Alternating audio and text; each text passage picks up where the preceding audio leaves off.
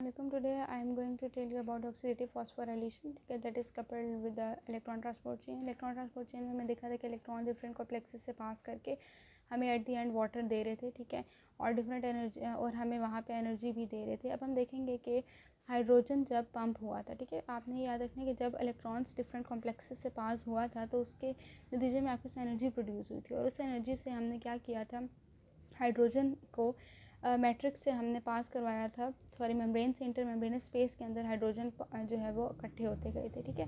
जब ऐसा होता गया, इस प्रोसेस को अगर आप यहाँ से देखें, ठीक है, ब्रीफली मैं सिर्फ आपको बता रही हूँ, अभी पूरा प्रोसेस समझाऊंगी।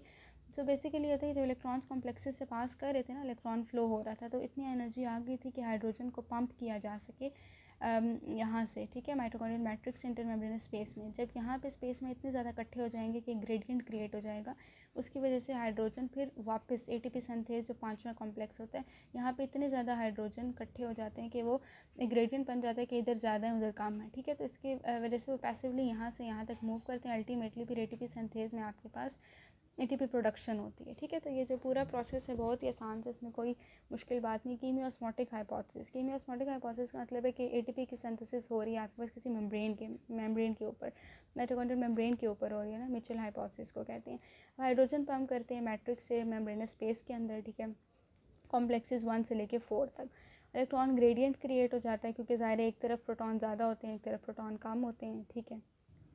तो क्या होता है कि एक तरफ प्रोटॉन ज़्यादा हो जाते हैं, एक तरफ कम हो जाते हैं, तो ग्रेडियंट क्रिएट होता है और प्रोटॉन्स होते हैं वो वापस मैट्रिक्स में जाते हैं, जिसकी वजह से एटीपी प्रोड्यूस होती है, ठीक है। सो एटीपी सिंथेज का अगर मैं आपको स्ट्रक्चर बताऊँ तो उसमें एक F0 कंपोनेंट होता है, एक F1 कंपोनेंट होता है। F0 जो कंपोनेंट होता है वो आपका माइटोकॉन्ड्रियल मेम्ब्रेन में एम्बेड हुआ होता है, ठीक है, और दूसरा पोर्शन आपका मैट्रिक्स के अंदर होता है। अब यहाँ पे क्या होता है कि ये वाला जो बेसिकली पोर्शन है ना, जिधर प्रोटॉन्स इकट्ठे हो रहे होते हैं, ठीक है, इंटर मेम्ब्रेनस स्पेस ऊपर होती है और अल्टीमेटली वो वापस प्रोटॉन्स आ रहे होते हैं मैट्रिक्स के अंदर, ठीक।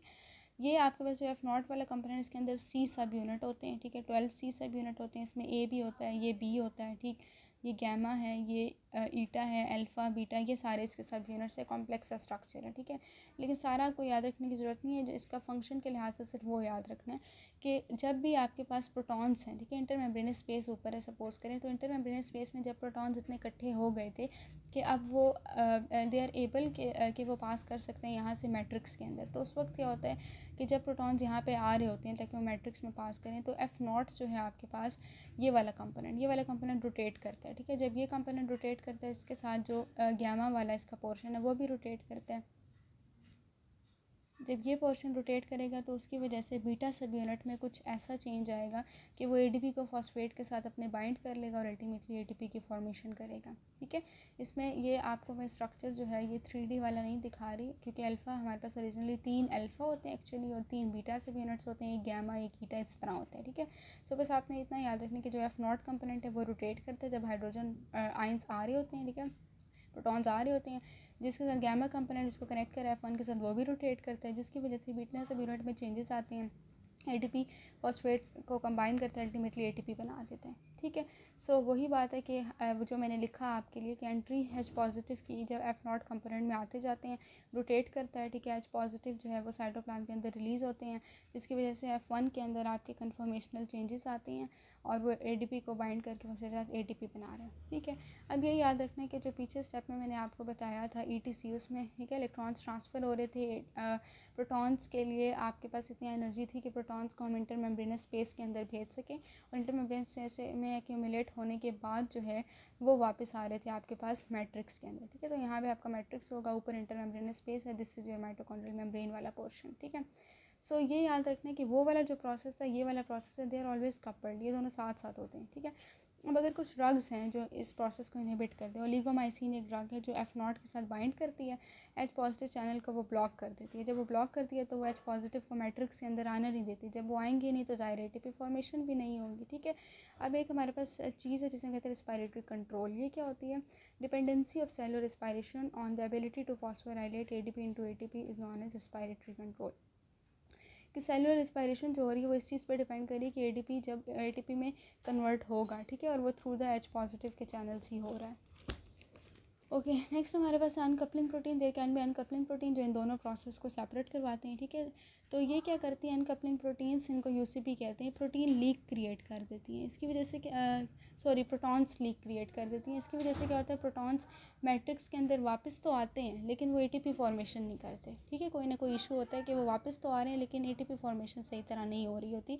जो भी एनर्जी होती है आपको एटीपी नहीं देती, जबकि आपको वो हीट के फॉर्म में रिलीज़ करवा देती है। ठीक है, सो नॉन शिवरिंग थर्मोजेनेसिस के अंदर ये प्रोसेस होता है। अब अनकपलिंग प्रोटीन 1 होती है जिसको हम थर्मोजेनिन कहते हैं। ठीक है, ये हीट प्रोडक्शन करती है हमारे ब्राउन एडिपोज टिश्यू में और इसको एक्टिवेट करती है फैटी एसिड्स। ठीक है, ब्राउन फैट हमारी बॉडी के अंदर 90% एनर्जी यूज़ करता है फॉर थर्मोजेनेसिस। ठीक है, ह्यूमंस में ब्राउन फैट इतना नहीं होता, तो ये जो है UCP1 इसका एनर्जी के अंदर रोल नहीं होता। ह्यूमंस में हमारे पास जो है वो अनकपलिंग जो प्रोटीन्स होती हैं उसकी टाइप 2 और 3 होती है। उसके बाद आपके पास तीसरा है जो सिंथेटिक अनकपलर्स, जो कि हम खुद बनाते हैं, 2,4-डाइनाइट्रोफिनोल। ठीक है, ये क्या करता है, माइटोकॉन्ड्रियल मेम्ब्रेन से डिफ्यूज़ करके ये अनकपलिंग कॉज करता है। ठीक है, दोनों प्रोसेस को साथ नहीं होने देता कि जो हाइड्रोजन का पंप होना है मैट्रिक्स में और एटीपी बननी है, साथ साथ नहीं होने देता। ठीक है, इलेक्ट्रॉन ट्रांसपोर्ट जो है वो फास्ट होती है कि इलेक्ट्रॉन्स मूव तो करें लेकिन वो इतनी फास्ट मूव करते हैं कि ग्रेडियंट ही नहीं इस्टेब्लिश हो सकता। जब ग्रेडियंट इस्टेब्लिश नहीं हो सकता तो प्रोटॉन्स पंप भी नहीं किए जाएंगे। जब पंप भी नहीं किए जाए जब ग्रेडियंट इस्टेब्लिश नहीं होगा तो वापस भी प्रोटॉन्स नहीं आएंगे मैट्रिक्स में, जिसके नतीजे में एटीपी फॉर्मेशन नहीं होगी। सो सिंथेटिक अनकपलर्स आप ये कह सकते हैं कि पूरे प्रोसेस को फास्ट कर देते हैं, जिसके वजह से प्रोसेस इफेक्टिवली नहीं हो सकता। ठीक है, so this is about the oxidative phosphorylation. Thank you so much.